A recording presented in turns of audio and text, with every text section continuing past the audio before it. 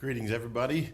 We are starting a new devotional series in the Ten Commandments. And whenever we hear that title, that subject, all kinds of images are called to mind, weighty subjects. We think about the holiness of God, the judgment of God, even to something as less serious as the image of Charlton Heston as Moses in the Cecil B. DeMille movie, The Ten Commandments.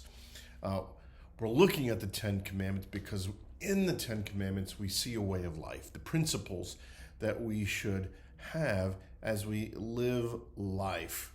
There's something wonderful about clear commands, and it gives us a kind of certainty. But at times, commands can frighten us because we become afraid of failure, and along with failure, shame, and maybe even judgment. People are attracted to commands and rules because it gives them a sense of certainty about life. But often with that certainty comes a kind of arrogance. I'm right, you're wrong. Or there can be sort of a soul-crushing shame. Oh, I failed again. I didn't do it the right way. But what we should find in the Ten Commandments and the verses around it is mercy and life in that mercy. So let me read some from Exodus chapter 20. I'll read the context and paraphrase the Ten Commandments and then read the verses after. And in it, I hope that we're going to find not a source of shame, not a source of arrogance, but a source of mercy and therefore life. Exodus 20, beginning in verse 1. And God spoke all these words, I am the Lord your God who brought you out of Egypt, out of the land of slavery. You shall have no other gods before me. You shall not make for yourself an image in the form of anything in heaven above or the earth beneath. And then skipping down, you shall not misuse the name of your Lord. Verse 8, remember the Sabbath. Verse 12, honor your father and mother. Verse 13, you shall not murder. Then you shall not commit adultery. You shall not steal. You shall not give false witness, false testimony against your neighbor. You shall not covet your neighbor's house or really anything in it. Verse 18 says, when the people saw the thunder and lightning and heard the trumpet and saw the mountain in smoke, they trembled with fear. They stayed at a distance and said to Moses, speak to us yourself, and we will listen, but do not have God speak to us, or we will die. And Moses said to the people, do not be afraid. When I think about rules and regulations and how should we live life, sometimes the insecurity that comes with it, I think about being a young parent.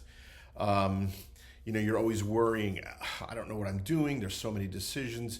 Am I ruining my child? So you look for clues in their behavior, the way they play, the way they interact with other children, even the way they eat their food.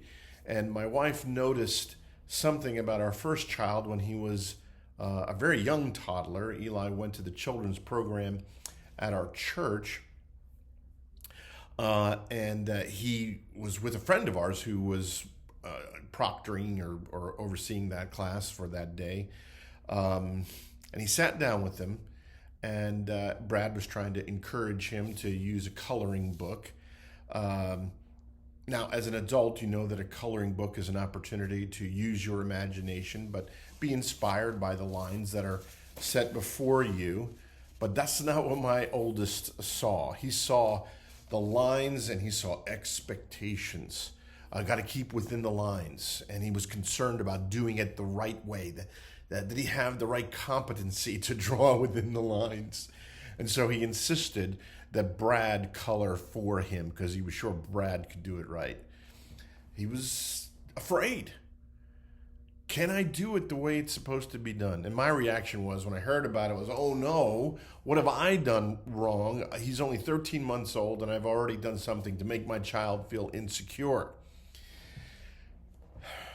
Now, I hope you catch the irony of that.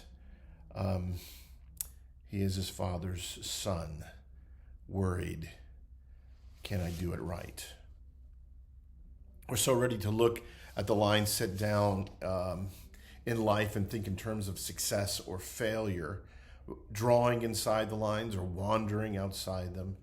Maybe we could do it right and revel in our rightness, our competency, but there's also the possibility of failing and then running and hiding in shame, in failure, like the people who stayed at a distance from the Lord. That's where the people of God are.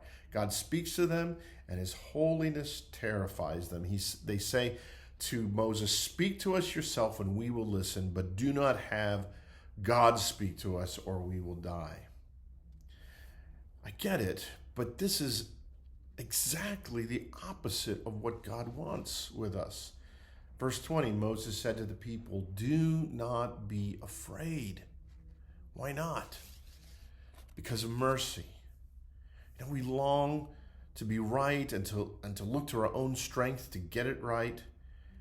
And as a result, we live in fear, anxiety, and we keep the Lord at a distance for fear that will be examined too closely. But God is for you. He saved them from the slavery of Egypt. He delivers you from the tyranny of sin and death in the life, death, and resurrection of Jesus Christ. God is for you. He's loving you. He's merciful. So here's what I would encourage you. Trust in God's mercy to make you the person he desires you to be. Trust in his strength and his love for you, and see the good that will come from it. Blessings on you all.